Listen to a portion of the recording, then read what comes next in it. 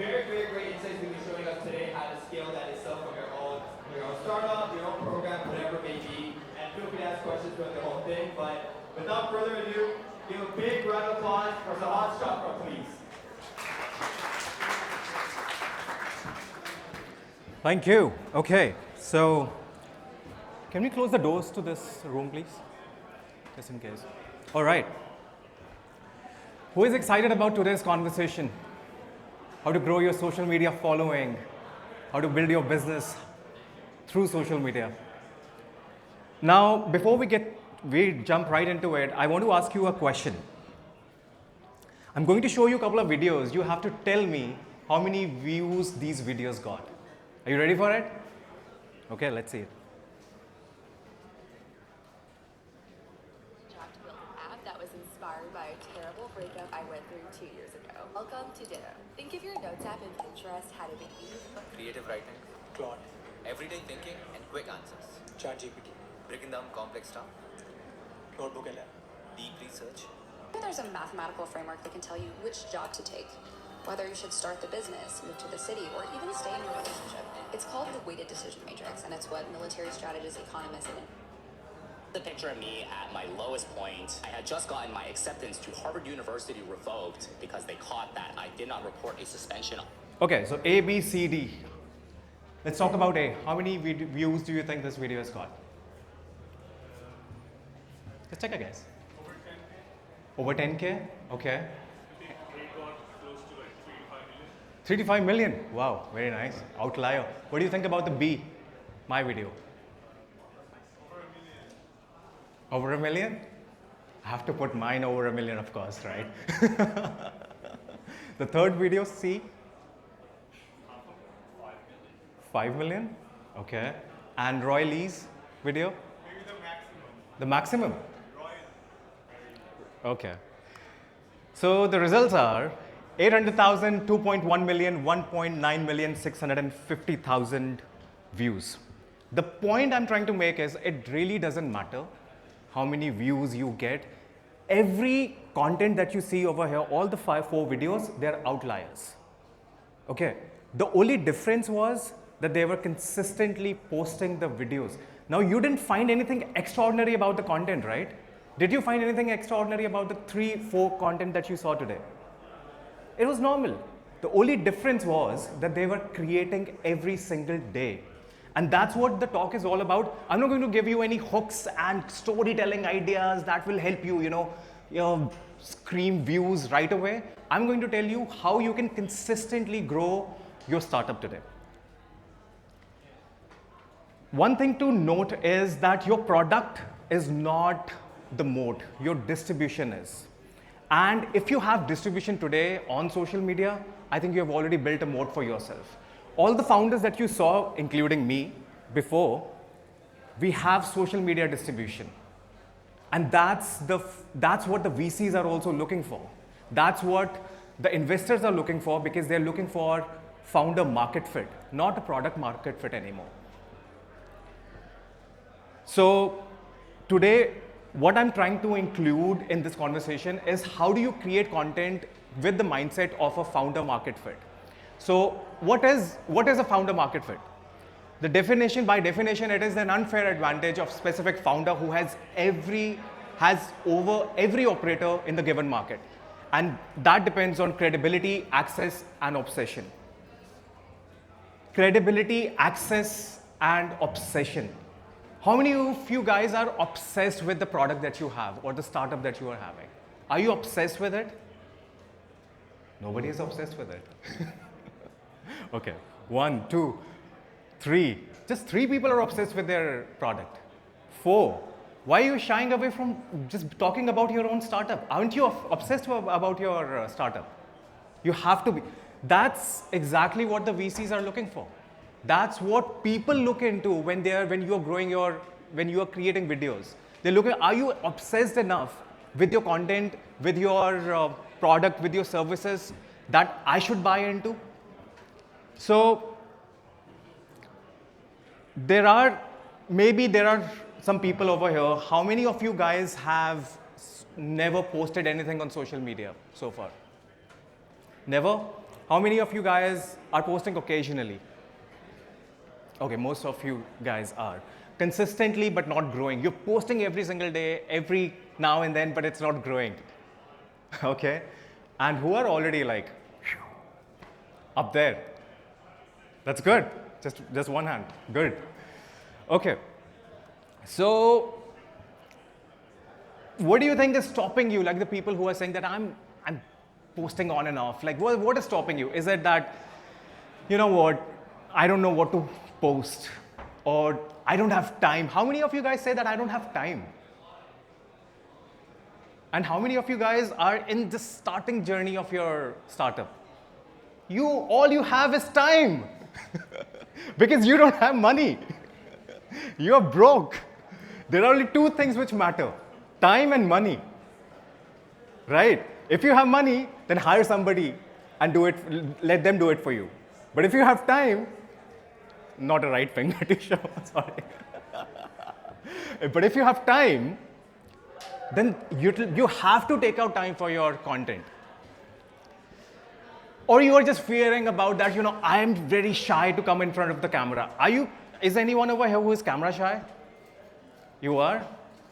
Well, guess what? I was camera shy too. I started creating content with actually writing newsletters. So I started creating newsletter. I did it for a year before I got into camera. And how I got into is that, what did I do? I started reading the newsletters that I was creating, reading out loud in front of the camera. That's how I played around with it. So just if you know, somewhere deep inside you know that, eventually I know that I have to create videos, right? You know that you have to, when you are growing on social media, one of the formats is videos, which is obviously going to be high converting for you. So we're going to talk about the alternatives also today, that how you can start creating content through videos as well. Just to give a little background, my name is Sahas. Across social media, I have 1 million followers. I'm also founder of 2 companies, Squid Media and the Viral AI. I've generated over 1 billion views. There are 8 billion people on the planet. 1 in 30 people have watched my videos. And we have worked with over 500 brands. Some of them you might know, and if you don't know any one of them, then I need to do a better job with finding better brands to work with.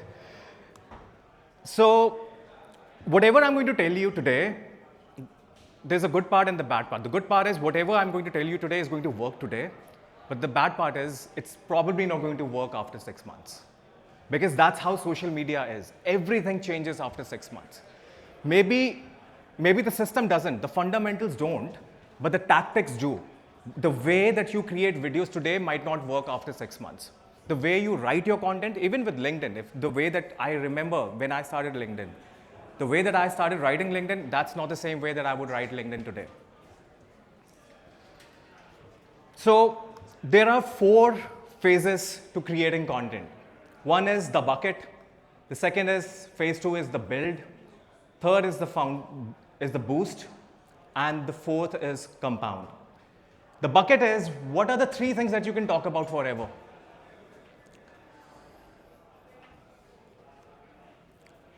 Now, all the 3 buckets are probably divided into these 3 categories. Can you generate curiosity from the content that you are creating? Is the content that you're talking about timely? Is it trendy? Is it in trend right now? And how you can build trust with your audience by building in public. Maybe you're talking about, your vulnerabilities. You're talking about with your podcast. Podcast is one of the best ways to build trust with your audience. Now, I'm going to give you a minute. What do you think should be your 3 buckets? If you talk about, one has to be around curiosity, the other one has to be about trends or time, anything that is timely, and the third one is, how do you build trust? How many of you guys are already creating podcasts? I know, you too, okay. How many of you guys are already doing anything that is newsworthy? It is trends, you're following the trends and you're talking about those trends, market trends. You're trying to. That's wonderful. What about the curiosity? Like, are you generating curiosity through that do you know kind of content? This works the best, by the way. One of the highest virality bucket is curiosity. And if you are able to tap into curiosity, like, if you're talking about facts, if you're talking about, anything interesting that people don't know about, even if you're talking about AI, but in a way that people didn't know about, I think people are going to be fascinated about it, which is why curiosity gives you the most amount of shares. What also matters on social media is how many shares do you get. So curiosity, anything that has to do with curiosity will get you shares. So probably we'll not have enough time and they're going to, buzz me in. So you can take a screenshot of this and think about what are the three categories that you can, three buckets that you can fill for yourself based on curiosity, timely, and building trust. So here's a case study. Mark Law is also one of the content creators. He has built businesses online. And what did he do? He built everything in public. He started his YouTube channel and he said that I'm going to post every single month and talk about my revenue, talk about what am I building, and also talk about, the sensitive topics about mental health, breakdowns, relatable content, which people go through on a daily basis. And what happened? YouTube grew to over 100,000 followers, subscribers. His Twitter blew up, his LinkedIn blew up, and within 10 months, he earned over $1 million with 6/5. Right now, he posts live revenue that he gets every single month. So right now, it is 65,000 per month. And that's one of the ways that he did is by building in public. So now, if you might think that it is, oh, he got viral. Yeah, he got viral. But virality just didn't come with one post. He's posting almost every single day on Twitter, 3 videos a month on YouTube, and every LinkedIn post on a daily basis. So it's not viral. It's not that he's lucky. He was just consistently trying to achieve what he wanted to achieve. So when I talk about obsession, I think we have to rethink about the fact that are you really into the thing that you are talking about or the startup that you have? Are you really obsessed with it? Because that will matter in your success. Now, how cool would it be and how scary would it be also that somebody who's saying that I'm going to make content every single day until I hit $1 million. It's a bold statement to say, and he did it. And how did he do it? By posting every single day. Growth isn't linear. It always compounds. And if you are aware of Y Combinator, the founder of Y Combinator, Paul Graham, came up with this startup curve. He said, most of the founders end up over here, trough of sorrow. This is the dip where most of the founders quit, whether it is your content journey or it is your startup. Because when you post for the first time, your friends and family are always helpful. You're doing a great job. They're going to, boost you up.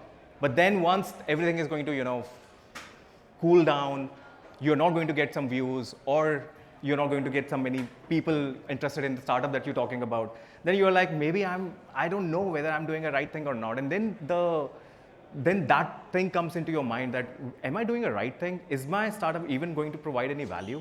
Or any content that I'm creating, is it of any worth to anyone or not? But the point is, this is where you start experimenting. But the people who don't experiment probably are the ones who are going to quit at this phase.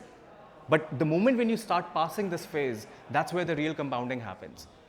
For me, when I started creating content, I grew to 400, in 4 weeks, I went to 100,000 followers.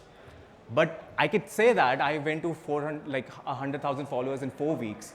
But it took me almost a year to reach to that 4 weeks. So it's not really like one day everything blew up.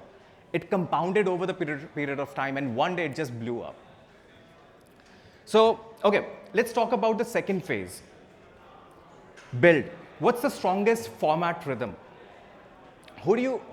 Is anyone over here who likes writing more than recording videos? Writing more? Writing? Who records videos over here? Who loves recording videos? Okay. Who doesn't like doing anything?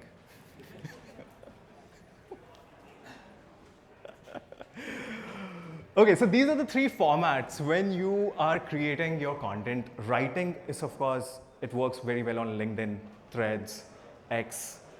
Videos, it works everywhere. It works everywhere, even if you're creating your LinkedIn, even if you're on LinkedIn platform. Audio is very underrated. Now, when I'm talking about audio, I'm still talking about in a way of videos. What I'm trying to say in the audio format is you don't have to show your face, but you can do voiceover videos. So you could use B-rolls. You could use, you see the first video of the girl, Lily, who's saying, I'm going to build a company in public, and she's talking about everything. In none of the videos, she's speaking in front of you. She's not directly talking to the camera. Everything is a voiceover. All there was the B-rolls of her talking, going into the TTC, drinking coffee, having lunch, building an app. These are all B-rolls. This is the smartest and easiest way to get accustomed to creating video content. If somebody has said that, if you believe that quantity matters or quality matters, it's not right. I feel, given 5 years into content creation, it's the mix of both. You have to produce a great quality content, and you have to also think about the quantity in which it is created. I'm not going to stand here and say that, okay, if you're posting 3 times a week, it's pretty good. No, it's not. Honestly, it has to have that cadence. It has to have that, consistently showing up every single day. And by the way, it is not just for anyone else. It is for you. Because if you just started creating content, if you are just posting for a little time and you're going to give up after a while, then probably there is a little more research of the content that you want to do. You have to come up with better scripts. You have to come up with better ideation. But it happens over the period of time. Not saying that you have to start building from day one, coming up with 10 videos or 30 videos in a month. But at least think about that. What is consistently, can I do 20 videos or 20 pieces of content every single month? That is still better rather than saying that I just want to do 7 posts a month. So quantity will matter. Greg Eisenberg, have you heard of him? So what he does, what he has is distribution. He has built over 1 million followers all across socials. He has Twitter, YouTube, LinkedIn, Instagram. What he does is he just creates one podcast and repurposes the hell out of that podcast. He creates clips, he creates, like all of his Instagram, if you have seen his Instagram videos, his Instagram is mostly him talking in a voiceover format, and everything is a motion graphic. Because he's also suffering with the thing that I don't want to show my face on the camera for a very long time, and now he's getting used to it. A lot of people do that. Sometimes it is a brand strategy, sometimes it is also they're just fighting their own fears, and that's okay. But the point is, he figured out that that's exactly how I can show up every single day. Now, the third phase is boost. What actually resonates? Now, this is where the things start getting interesting, because now you have started creating content. Now you know the format that you want to pick. Now, the signals that you get in the boost phase is actually going to get conversions and revenue into your business. Now, like I said, if you're in your startup career and you probably are spending more time in creating content, that's the best asset that you have today. Why? Because the kind of iterations you can do today with no money involved, and you can get signals, I think that is the best place to be in order to know what will work in the future. So for example, if there is any post or anything organically that you have posted and got some shares, likes, and engagement, that is a signal that this particular piece of content is ad worthy as well. So is there anyone who runs DM automations? Okay, so we're going to talk about DM automations also. How does that work? So when you're creating content, this is what you need to aim for: shares, saves, comments, and DMs. Shares is the most important metric when you're looking into the growth and conversions as well at the same time. That how many people are actually sharing your content and they're feeling it relatable. And by sharing, I mean it could be on their DMs with their friends, and it could also be on their stories. Saves is that you have value to provide, and algorithm notices that. Comments is that you're pulling engagement, and that doesn't mean that you have to respond to every comment that you're getting, but it's people talking to each other, and this happens a lot on threads, that it happens on Twitter, it happens on Instagram. And DM is where the things start actually turning into conversions. So shares is, this is so me. This is what the viewer is looking at your content and they're saying, this is so me, which is why I want to share this content. Saves happen when it is a checklist. The video that I showed you, there are the 10 best AI tools. That is a checklist. People, and at the end, if I say comment XYZ and people are going to actually DM me, can you send me this list? Comments is if you have a hot take, if you say, do you agree, if there is something that you have left it open-ended and said that, do you agree with what I'm talking about? Those are the places where you can get engagement. DMs is exactly what I just said, which is a part of the checklist as well. Like if you are creating any content and you said that DM me XYZ and I'll send you this entire list or the watch list, and that's where the conversation happens. The point is that you have to open doors for your customers, for your audience to interact with you one-on-one. Because there are so many people who are not probably going to, who are still a part of your audience, but they are still probably not going to connect with you on the comments. So this is how DM automation works. If ManyChats is one of the platforms that has DM automations. So if there is any value for you to provide, like if you have a checklist based on your startup ideas or report or anything, then you definitely must use DM automation because it gives a great signal about your work, that is are people really connecting with you, or how they're reacting to you when you are creating any valuable content. I might have said in the last 3-4 months, I might have sent 50,000 DMs. Right now, it might be like humanly impossible for me to even check my DMs because the automations are running so frequently of all the checklists, all the tools, all the growth audits that we are doing within the content that I'm creating. The last phase is compound. Now, how do I scale without burning out? So as you've talked about all these things, quality, quantity, you are talking about like 30 videos a month. How am I going to do all of that? Well, AI. And I'll give you an example. How did I incorporate AI into my content? And that particular one content style has got me over 15 million views in the last 3 months or so, since I started. Meet Manny. Manny is a Gen Z in his early 20s. His looks are like, he likes to wear streetwear. His voice is native Gen Z language, casual and punchy. Why I built it? I'm nearing 40. And I create content which makes Gen Z smarter. So how do I relate with Gen Zs in that way? So I created this avatar. And we started making videos as if I'm having a conversation with a Gen Z. So I'll show you. Making presentations without spending hours. Gamma, Designing graphics in social media posts. ChatGPT, and then edit on Canva. Editing reels and shorts and adding captions automatically. Edits app by Instagram. Removing background from any image. Canva is the best. Organizing your notes and research in one place. I use Notion. Learning how to cook. Gemini video call. Generating images for free. Whisk and ChatGPT. Fixing your writing and grammar. Grammarly. Building landing page wireframes. Stitch by Google recently got launched, and Claude Design. For writing viral scripts and coming up with ideas. The Viral AI. One AI tool that you are obsessed with these days. I'm obsessed with Whisperflow. It's so good. Anyone here uses Whisperflow? I have like literally nailed it. Like I use it pretty much every single day. Okay, so this was for an AI. So I was literally having a conversation with an AI.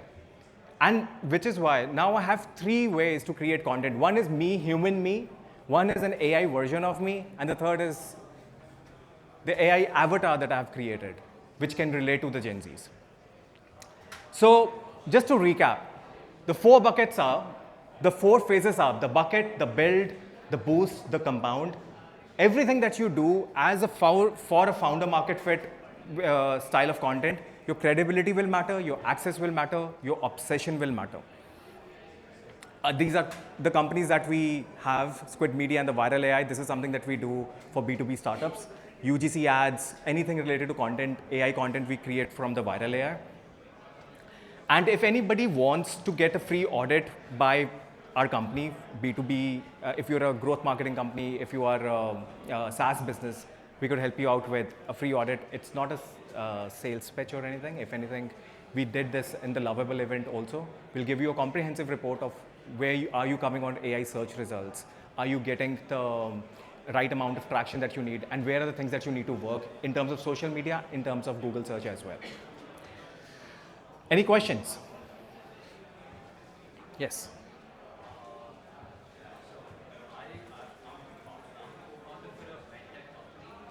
It's a very niche space. How do you generate excitement and curiosity for something like Which company you said? a medtech company? Okay. So it's within niche. So obviously it's a boring topic. It's a very technical topic. How do you generate curiosity about that? What are the channels that you are running your marketing into right now? LinkedIn and Instagram. LinkedIn and Instagram. And how is the LinkedIn growing right now? Not good. So probably there's a strategy that needs to change.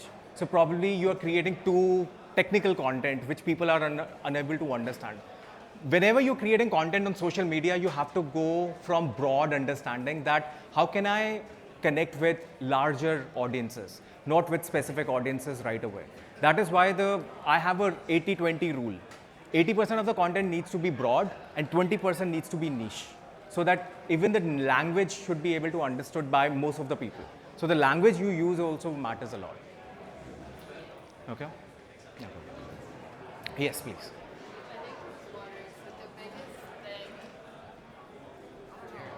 the biggest thing I struggle with is that I want to build my social media presence for the company that I'm building, but then you also said like quantity and quality alone like don't really are enough. You have to do both. Yeah.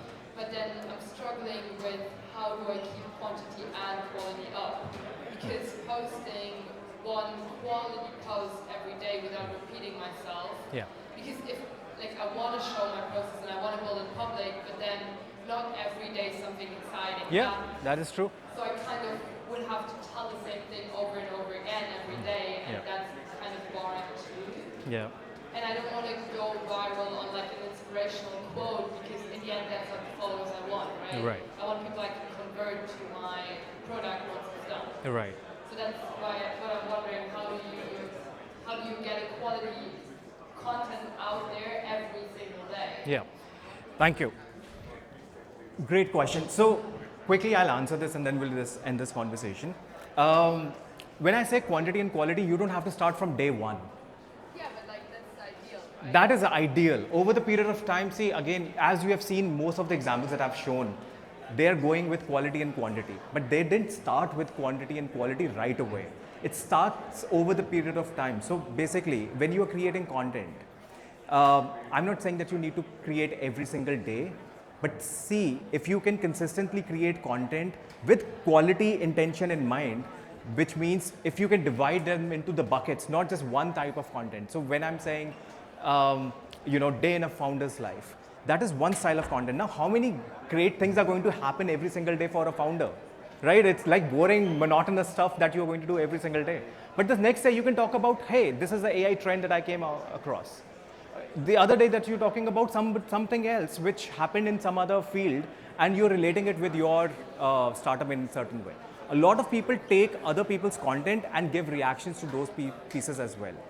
The point is not that you don't have content. You have a lot of content. It's just that you are probably fixating into one bucket itself. There are 4 different formats of content that you can create based on your own startup. Maybe the other one could be relating to reacting to something else which happened and you're sharing your opinion about it.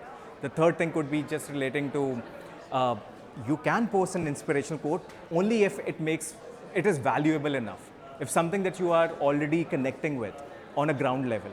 Inspirational posts are not bad. It's just that you need to see whether is it relating with with yourself. It will definitely relate with other people also, because now you're being vulnerable also at the same time. So it's not just one piece of content, it could be multiple styles of buckets that you can create. Yes. I just one? Okay. I'm sorry. So right now, Instagram is pushing carousel a lot. There's no such thing as new algorithms is pushing. It pushes reels, it pushes Instagram carousels, it pushes everything. The point is, maybe for you it pushes more carousels because you like carousels. So my question was, Yeah. is like in 2026 and upcoming as your guest, would you say like authenticity on all platforms will perform way more than maybe like AI? 100%. You know the answer.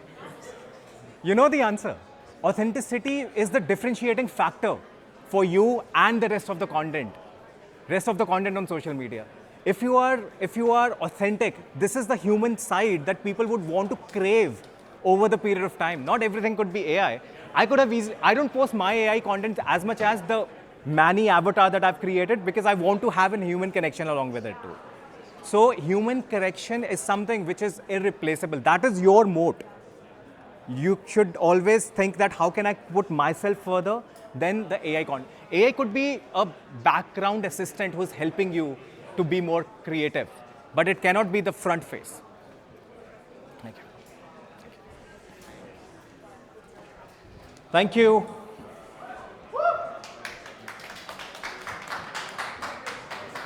Great presentation. Thanks. Amazing, amazing. Thank you so much for hopping on the stage, Sahas over here. Now we got another great presentation over here for us today. Give us a few minutes to get set up and we'll start shortly. Hey. I asked a question back then. Oh yeah, hi. By the way, nice session. I really liked it. Oh, thank you.